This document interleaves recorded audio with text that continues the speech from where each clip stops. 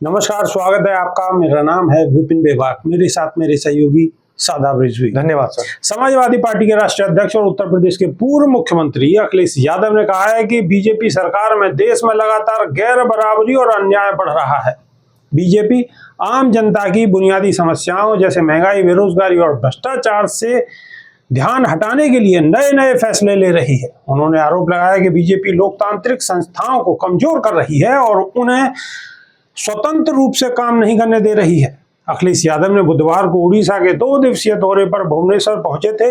वहां मीडिया से बातचीत के दौरान उन्होंने बाबा साहब डॉक्टर भीमराव अंबेडकर के विचारों की चर्चा करते हुए कहा कि उनका सपना था कि सामाजिक न्याय पर आधारित व्यवस्था हो, सभी को बराबरी और सम्मान का अधिकार मिले। और अखिलेश यादव ने कहा कि समाजवादी पार्टी इस सपने को पूरा करने के लिए लगातार काम कर रही है।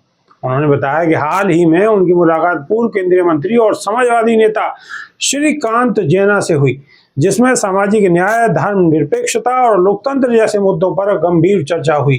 अखिलेश यादव ने कहा कि उड़ीसा में भी समाजवादी विचारधारा को मजबूत किया जाएगा और सामाजिक न्याय की लड़ाई को आगे बढ़ाया जाएगा।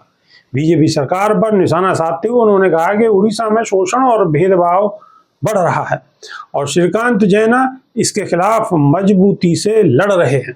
शादाब रिजवी, अखिलेश यादव उड़ीसा पहुंचकर भी निशाना साध रहे हैं, क्या देखिए, अखिलेश यादव का निशाना साधना इसलिए जरूरी है और इसलिए जायज भी है क्योंकि इस तरीके का माहौल जो देश में अब चल रहा है जी बहुत ज्यादा चिंतनीय है। और यहाँ तक कि जो धर्मनिरपेक्षता की बात हो रही है, धर्मनिरपेक्ष राष्ट्र बनाने की बात हो रही है, लेकिन उसके अपोजिट, बिल्कुल उसके उलट यहाँ पर अगर कोई काम चल रहा है तो हिंदू राष्ट्र बनाने का काम चल रहा है। आप देखिए, ऐसे ऐसे बाबा हैं जिनकी कोई वैल्यू नहीं है, जिनकी कोई औकात नहीं है जी। वो बाबा न जाने कौन कौन सा जिहाद कर करके नए मार्केट में अपने प्रोडक्ट लॉन्च कर रहे हैं। कुछ बाबा ऐसे हैं जो कहते हैं कि हमें हिंदू राष्ट्र बनाना होगा जी, जिन्हें लोग बागेश्वर धाम पता नहीं कौन कौन से नाम से जानते हैं, धीरेन्द्र शास्त्री नाम। अच्छा, अखिलेश यादव ने एक सवाल और भी उठाया। उन्होंने ईडी को लेकर बड़ा सवाल उठाया। अखिलेश यादव ने कहा कि ये संस्था अब सिर्फ राजनीतिक हथियार बनकर रह गई है। उन्होंने कहा कि आर्थिक अपराधों की जांच के लिए इनकम टैक्स विभाग और अन्य एजेंसियां पहले से मौजूद हैं, ऐसे में ईडी की जरूरत नहीं है। उन्होंने ईडी पर जबरदस्त प्रहार किया। ये खाली इकलौती ईडी ऐसी संस्था नहीं है जो कि राजनीतिक बन गई है जी। इसके अलावा जो चुनाव आयोग है हमारे देश का, वो भी राजनीतिक हो चुका है। हमारे देश की जो सीबीआई है वो भी राजनीतिक हो चुकी है। हमारे देश की जो जांच एजेंसियां हैं वो भी राजनीतिक हो चुकी हैं। और साथ ही साथ जिसे राजनीतिक नहीं होना चाहिए, हमारे देश की न्यायपालिका, हमारे देश की न्याय पद्धति, उनमें से भी बहुत सारे जज ऐसे हैं जो कि राजनीतिक हो चुके हैं। वो भी देखते हैं जब हमारा रिटायरमेंट होगा उसके बाद पार्टी का हाथ दामन थाम लेंगे, पार्टी के हाथ से हाथ मिलाकर चलेंगे और कहीं ना कहीं राज्यसभा या किसी और ऊंचे मंत्रालय पर, किसी ऊंचे पद पर आसीन हो जाएंगे।